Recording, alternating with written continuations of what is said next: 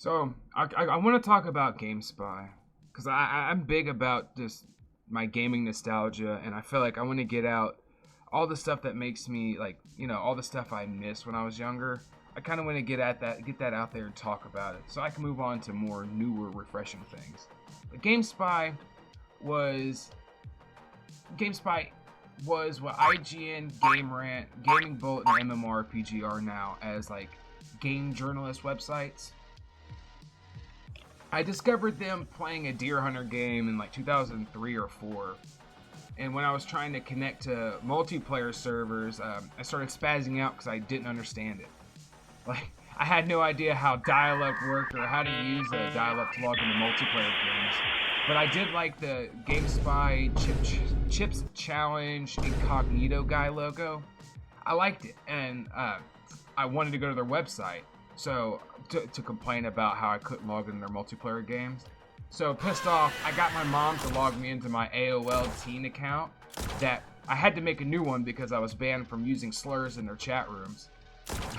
But I went to GameSpy's website, and instead of ranting or going to like a chat room or a forum, I started reading reviews because I never really used websites to read game reviews. Like, I went to Underground Online to download demos. That was really it. But that was my introduction to GameSpy. They ran multiplayer servers and they talked about video games.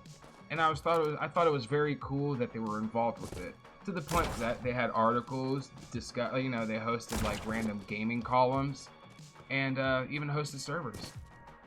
But that couldn't last forever because they were too good. Fast forward to 2012, 2013. I gotta find the article, but a friend sent me an article of, GameSpy closing down. Woo! Goodbye and thank you from the GameSpy team was the article I was sent.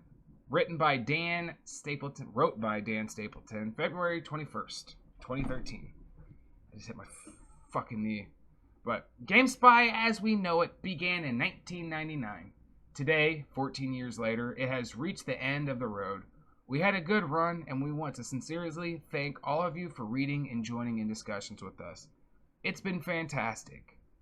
Just to be clear, we are not being shut down because PC gaming isn't a big, important, and growing thing, because it is. Which is true, because I was trying to get into college for game design, and at the time, gaming was like hitting billions of dollars. It was breaking into billions of dollars. Like 5 billion at the time. Now it's like hundreds of billions. But anyways, because it is. That's not even debatable. It's not even because the GameSpy staff did a bad job at talking about it. Hell, from where I'm sitting, we did an awesome job, particularly in covering the technical quality of PC versions of cross-platform games and our port authority features. I think that's cool. Because I don't really see these games journalists slamming bad PC ports unless it's on a specific game they really wanted to play. They don't go after just in general. They go after things they personally are affronted by or companies that they don't like. Like if they have a beef with a game developer, they're going to slam the game. That's the only time I really see these places like talk about bad PC ports. It's usually YouTubers that really like call it out and slam the devs or slam the game in general. But I liked how GameSpy had their own category for that. Port authority. Shout out to GameSpy. But also, reality checking the hype of about to be released big games with our questions and concerns series. See, that's stuff I see on YouTube or on YouTube channels. A lot of games journalists don't really question overhype. They buy into the hype. They buy into the hype so they can get views.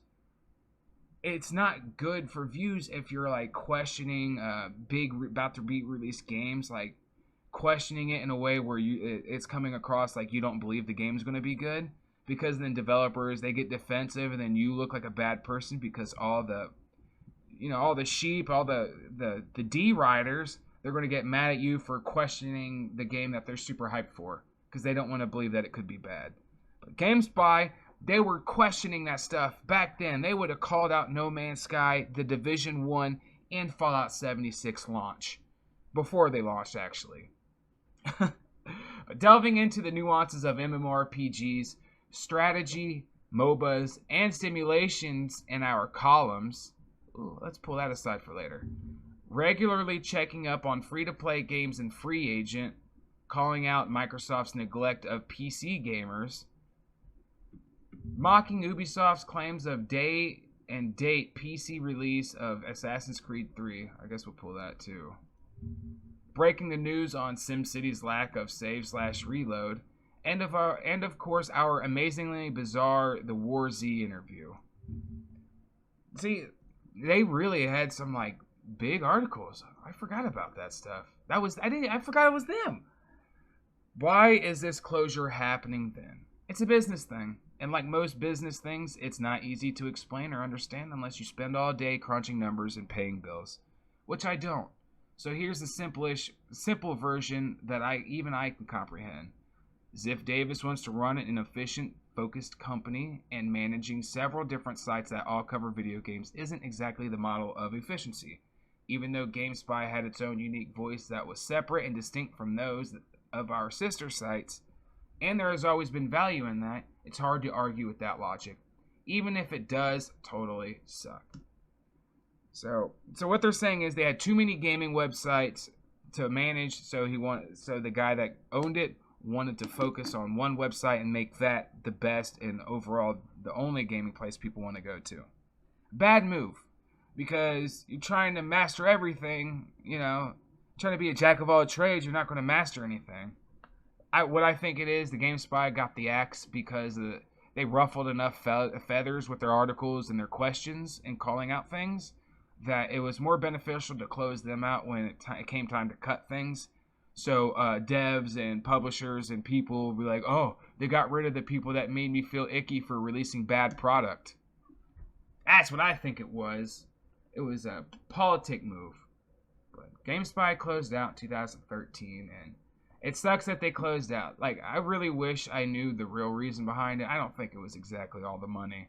I think it was probably some of the articles they made. But let's go to their Microsoft neglect PC gamers. Let's see. Games for Windows Live is awful. Microsoft doesn't care, and why it won't matter soon. See, Machinima was cucking to Microsoft and lying for them. It's crazy that GameSpy is calling them out. The big daddies, the monopoly of gaming. But since its debut with Shadowrun and Halo 2 in May 2007, Games for Windows Live has done little but create ill will between Microsoft and PC gamers. They are correct, though. Games for Windows Live was the worst thing they came up with. Windows, like, their Windows Store, how some games are on the Windows Store and you have to use that service, sucks. Despite repeated instances that it will prove given time, Microsoft's actions have spoken much louder and crystal clear.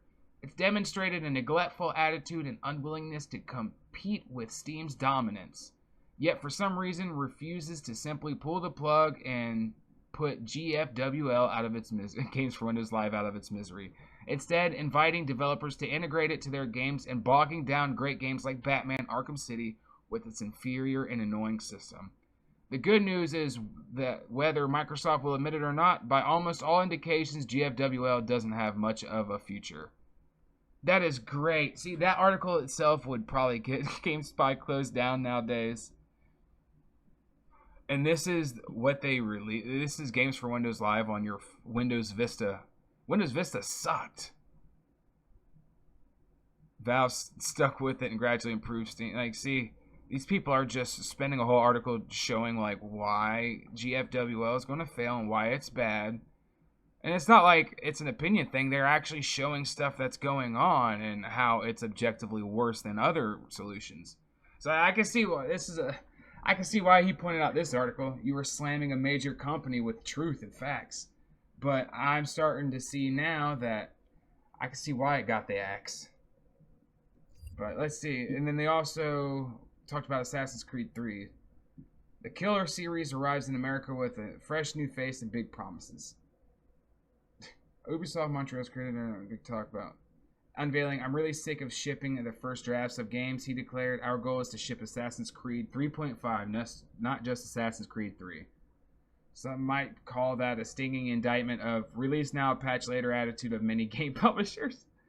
Others might call them fighting words. He's got an impressive looking game to back up his swagger, at least. Certainly the best looking and most ambitious game in the almost 5-year-old series. But can it be that good? See, that's pretty good. But it's just a review. Are they calling out how this is just... it's gonna do... Oh, yes, there's...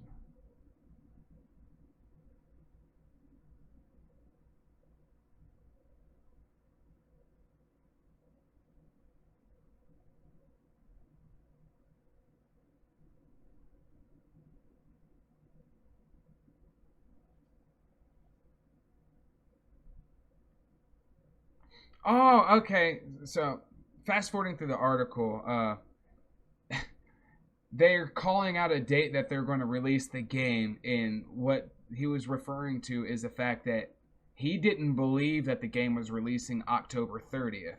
Right here. So when's the PC release date? October 30th. Yeah, but when's the real PC release date? It's October 30th. Uh-huh.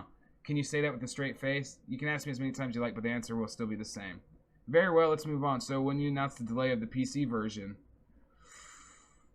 that's funny.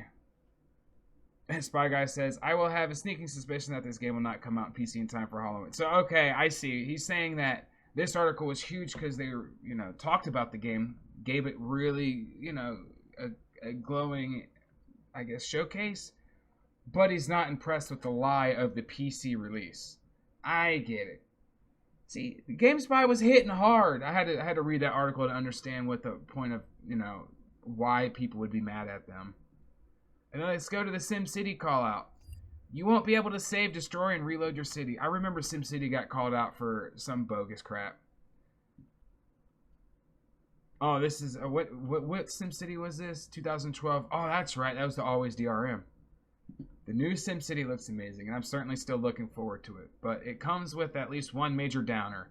As anyone who's played one knows, one of the simplest pleasures of any SimCity game dating back in the 1989 original is the consequence-free what-if scenario.